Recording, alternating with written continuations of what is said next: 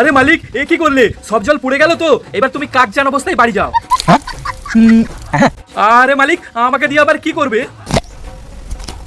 মালিক please আমাকে এরকম ভাবে কেটো না, খুব লাগছে কিন্তু। মাগো।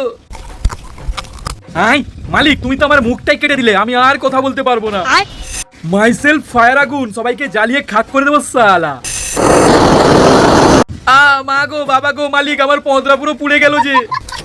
দূর সালা মালিক, আমার পেছনে এত বড় একটা নল ঢুকিয়ে দিলে, কি করতে চাও বলো তো? মালিক আমার পুটকিতে এরকম খাঁচি ঢোকাচ্ছে কেন? খুব লাগছে।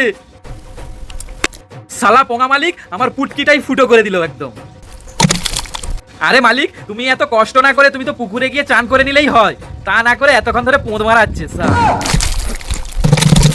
বন্ধুরা, আমার ফালতু মালিকের জন্য ছোট্ট একটা লাইক, ছোট্ট একটা সাবস্ক্রাইব করে দাও দেখিনি। আর আমার মালিকের ব্লগ ভিডিওটা দেখে আসো, ডেসক্রিপশনে লিংক দেওয়া আছে।